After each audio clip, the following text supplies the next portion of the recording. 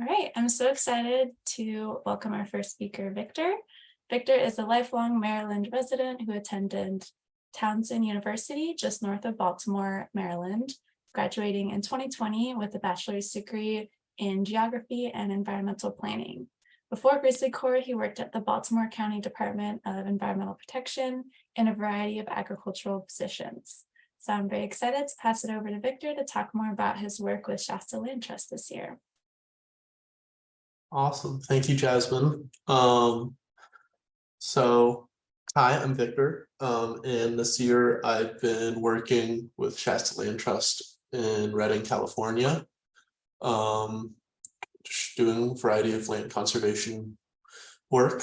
So to get started, Shasta County is in the far northern part of the state.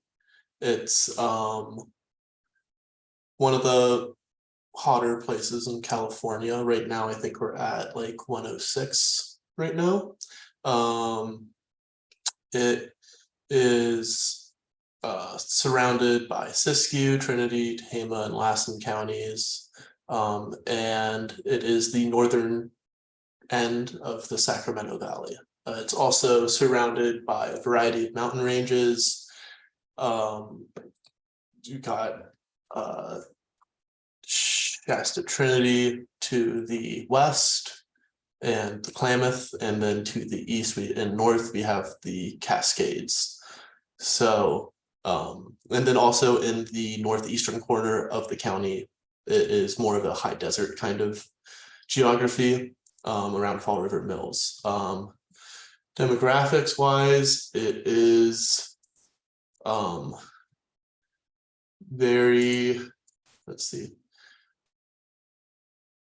Demographics wise, the median household income is 66,000.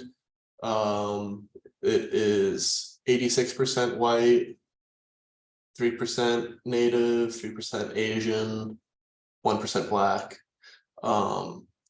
And most people own their homes, and about half of the population lives, or a little bit more than half of the population lives in Redding. So mostly clustered around there. The economy is mostly focused on forestry, ranching, agriculture, and a little bit of recreation, but mostly the first two. Politically, it is one of the most conservative counties in California, so that really impacts it impacts everything out here, especially the kind of work that environmental organizations are able to get done. Environmental threats wildfires are a huge problem here. Of course, we have lots of droughts. Last year, it was the first time that the Anderson Cottonwood Irrigation District went without water, which is the first time in like 120 years. The Shasta Lake is usually well below its capacity, although this year is different. So yeah, it can be a very hot and dry place, which causes a lot of problems. So Shasta Land Trust, we are a land trust, which when I first joined, I wasn't 100% sure what they do either, but essentially what the work that we do is we put conservation easements on on people's properties. So what these do is they're legal documents that in perpetuity conserve the land and prevent it from being developed in the future ever again, except for, permitted uses. So most of our properties are agricultural properties and working ranches and that kind of thing. So, they're still able to build barns or irrigation or things they need to continue to operate, but for the most part, it blocks any development from happening in the future. So this map, I made this map. It was, since this was made, we've probably conserved another 3,000 acres. And I think we're up to like 35, 36 properties conserved now. but you can see that we're kind of spread out in like 2 or 3 clusters. One is kind of east of Reading, one cluster up in Fall River Mills, Fall River Valley, and then we've got a lot along the Pitt River up around Big Bend. And aside from agricultural lands, we also have tribal lands, forestry land, couple of recreational properties, and we've got a UC research property that actually just was conserved this year. So that was exciting. Yeah. So my goals for this year were 1, landowner and community outreach, 2, completion of land conservation projects, 3, setting up and supporting new annual monitoring methods, and 4, providing organization-wide GIS support. So first was landowner and community outreach. So what this looked like was we have events here at the office for our donors and supporters and landowners in the area. This picture in the upper left corner was from our executive dinner at the end or at the beginning of the service year. So this one, I think we had like 80 people came to this, and we had music. It was a nice time. Something I've also worked on is the conservation lunch series. It's basically a series of speakers who come to the office and give a presentation on different conservation related topics. So this one was about Shasta crayfish, which is a endangered species that only lives up here in Shasta County, is being pushed out by the signal crayfish. And this guy Kuhn just talked about a lot of really cool efforts that are being made in order to protect them. But we've also had them talk about like forestry and like fuel management programs. We've had them talk about abalone, had them talk about a bunch of different topics. We also do excursions with our supporters, sometimes on our properties that we have conserved. So this picture at the bottom in the middle was from a wildflower walk that I helped coordinate. And we had some people from the Shasta Native Plant Society come out and show people around this really beautiful nature preserve we have protected, and saw a lot of different cool wildflowers and plants and animals out there. And then also part of this, section of my job is connecting landowners with resources they need to help improve their land. So this is like NRCS grants and things like that. And we're actually working on a new landowner newsletter, which makes it easier for them to see new things that come up that they might be able to participate in. So that's exciting. I won't get to work on that too much, but I've kind of helped start it off, which has been great. Goal 2 has been completion of land conservation projects. So this is the steps that we take to actually put the land under easement.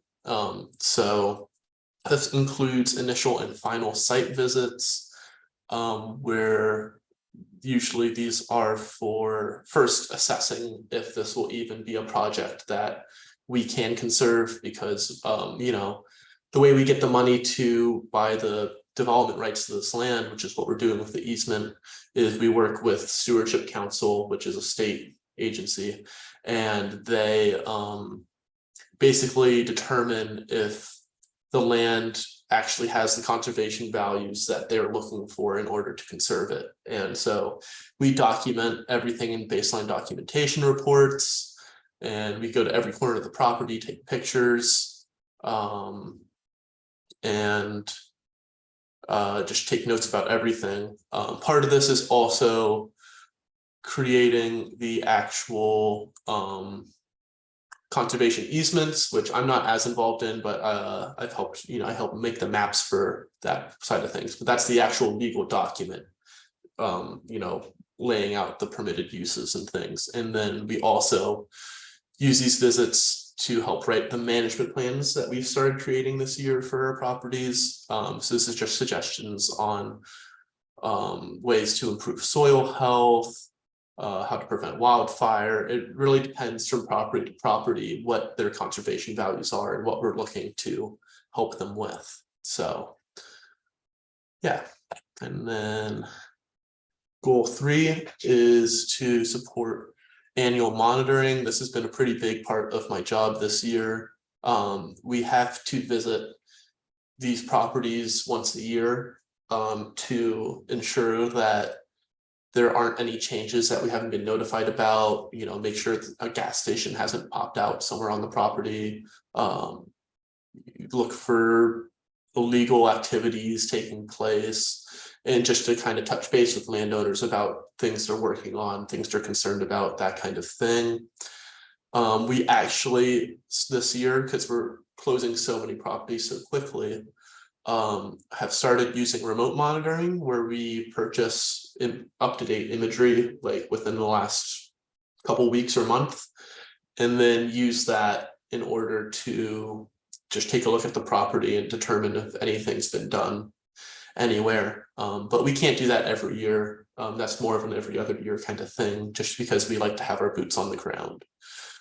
So part of this also this year was switching to ArcGIS field maps. Before they're using ArcCollector, and I kind of helped them facilitate onto the new platform and create maps for every property in preparation of these monitoring visits. So yeah, I've seen a lot of really cool properties on these trips, and it's something I'm really going to miss. And then goal 4, provide ongoing GIS support. This has been mostly what I've been doing this year, just creating maps. I made all of these maps. I've made a lot of maps. I've made probably like 70 or 80, 100, I don't know. I've made a lot of maps. So this one in the upper left corner is like a time lapse. I don't have it working, but it's like a time lapse map, which shows how our organization has grown over time. This one to the right is from one of our BDRs, and it's just kind of laying out. So this one's about the different grazing pastures. They use a rotational grazing system, and we just wanted to document that in case that changes in the future. And then bottom left is from the conservation easement. So this is a legal map. So no colors allowed. It's kind of attached to their properties documentation, and it needs to be very, very precise because this is a legal document. So yeah, I've made maps. Like I said, I was creating maps for monitoring visits. I've made a lot of maps for the BDRs, for management plans. I've made more outreach kind of maps to represent our organization, to put on our website for different events, that kind of thing. I've also done some geospatial analysis, simple things, just kind of like hydrology and land cover, and nothing too crazy. Then I also helped work with Shasta Land Trust to work on their database. Things were kind of disorganized when we got here, or when I got here. And so I kind of helped move things around and have a more organized system for where we put our files. And then part of this has also been creating workflow documentations. The organization's never really had a dedicated GIS person before. So there's a lot of things that I was doing this year that other people just weren't doing at all and aren't familiar with. So I kind of helped create some documents to lay out what they're supposed to be doing. So yeah, reflecting as far as capacity building, I think I built a lot of capacity. I think I got a lot of things done here. I think that we would not be able to have closed as many easements as we did this year without me here. And it's just I was kind of involved with every aspect of the organization. It's a very small organization. Like I'm the 7th person here, so you kind of have to wear many hats sometimes. But I've been very flexible here and helped get a lot done, which I enjoy.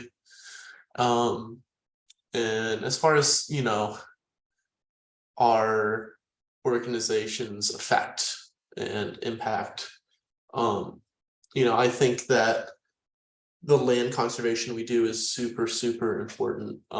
It's very, this is one of the only ways to permanently protect land for good and make sure nothing will happen to it in the future, which I think is really important.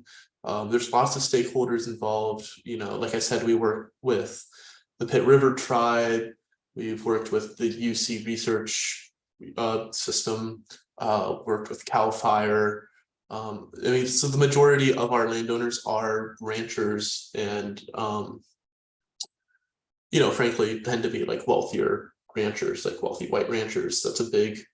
That's who owns land in Shasta County.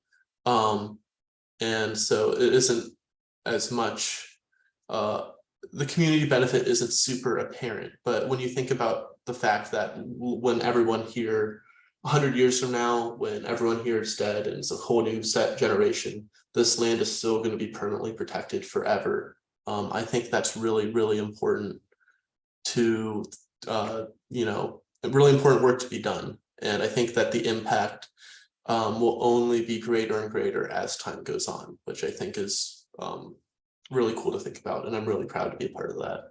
So that is my presentation. Thank you guys for listening. I don't know if anyone has any questions they want to talk about with me. I'd love to hear them.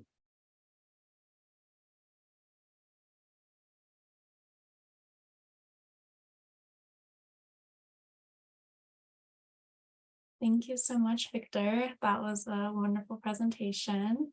Yeah, if anyone has questions, feel free to unmute yourselves. I'm seeing a lot of great messages in the chat and appreciation for the great job you did this year. But yeah, again, feel free to unmute yourselves if you'd like to ask a question or voice your appreciation. Yeah, Victor, for GIS stuff, I know like here where I work, they're still using ArcMap and ArcGIS 10. Is your organization still using that, or if they moved over to like ArcGIS Pro? We use Pro. We actually just started using Pro right before I got here, and that's also been a big thing that I've had to deal with, where the old ArcMap files, trying to transfer them over to Pro is such a mind-numbing process and takes forever to do. And so I've been converting a lot of old maps into new ones, into new projects, which has been helpful. Maybe not the most exciting thing, but definitely has been helpful to the organization. Yeah, thanks. Yeah, thank you.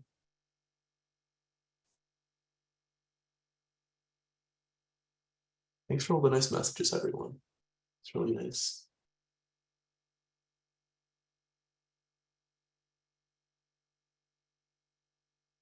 Okay, well, thank you so much, Victor.